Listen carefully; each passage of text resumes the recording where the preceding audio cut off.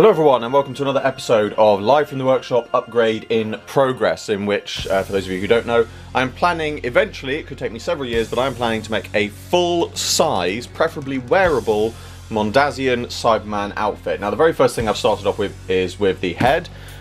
So basically, just to give you a quick overall rundown, basically underneath this is a normal styrofoam mannequin head, and then the mask itself is what is known as a morph mask, which is basically just like a kind of stretchable fabric one-piece mask that you can see through and breathe through, even though it covers all of your eyes and your mouth.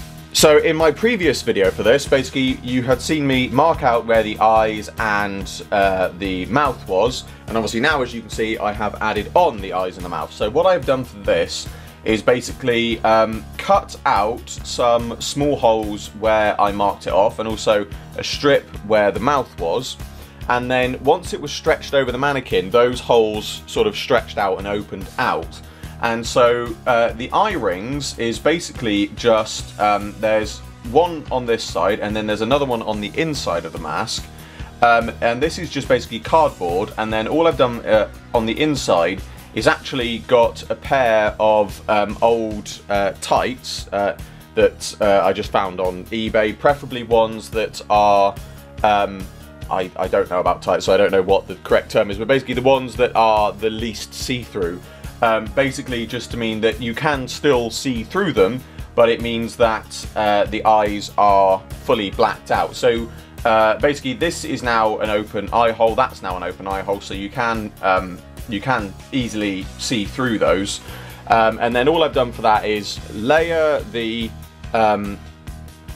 two bits of card for one ring, and then I have put the tights material on the back of that ring, glued that to the front of the mask, and then on the inside I've glued the other ring. So it's basically all sandwiched between three or four different rings, and so it just means that it's not only sandwiched like that, but also on the inside it just means that it just sort of quite neatly and carefully fits and sort of sits in where the eyes would be. And obviously on the mask it does look a little bit disproportionate here, but it's worth pointing out that this has been measured up to fit on my face, not on this mannequin head. So it looks a little bit disproportionate here, but it does fit on me.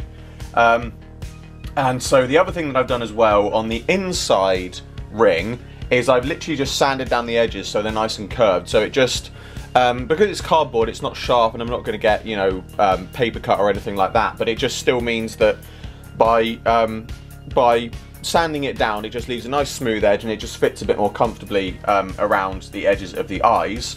So that's the eyes basically what I've done, and then the mouth is basically the same principle. I've got one mouthpiece on the outside, which is layered card, and then I've got the tights material, and then on the inside I've got another layer, which is again just a normal piece of card that I've just sanded down slightly, and it's layered between the two.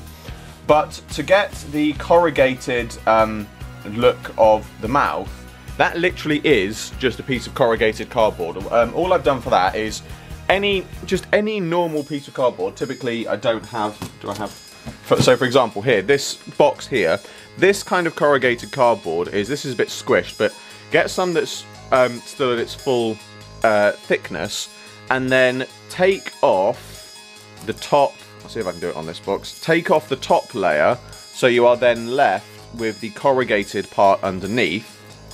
And after that, all I've done is excuse me, is paint it grey, and then in order to make it a bit more rigid and so it doesn't easily bend back inwards, is I've given it a few layers of PVA glue, and then given it another paint. And obviously this is all before I've stuck this all together, because obviously I didn't want to get any glue on the tights material. So I've done that first, I've painted that first and filled it in, and it just adds an extra sort of dimension to it.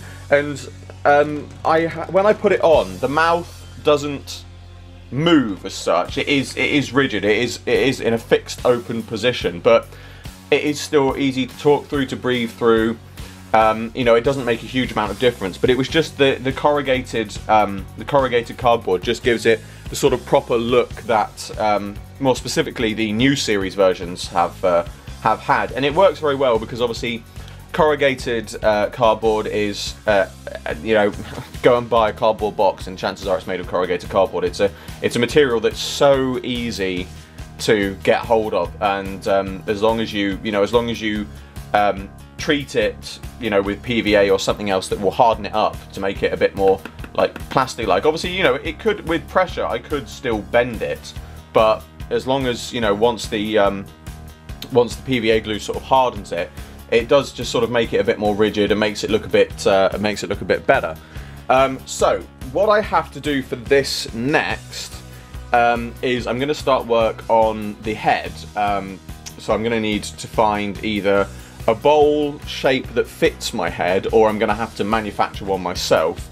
And then the other thing I've got for the handles is I've gone on eBay, and you might have seen me use these before on some of my Daleks. These are just baubles, basically, that come in 2 halves, and so I've got them in varying shapes and sizes. So basically I'm going to essentially create the dome, and then the head handles are going to sort of be a bit like headphones in the sense that they are going to sort of just sit on the side. You know, there'll be the top part will slot into the top of the sort of skull cap bit, and so then these will sit like headphones, and it'll all be sort of rigid enough so that it's easy to take on and off, but it means that it's going to all sort of be fitted, you know, where the ears are. It will all sort of fit over nicely to sort of how it would look, basically.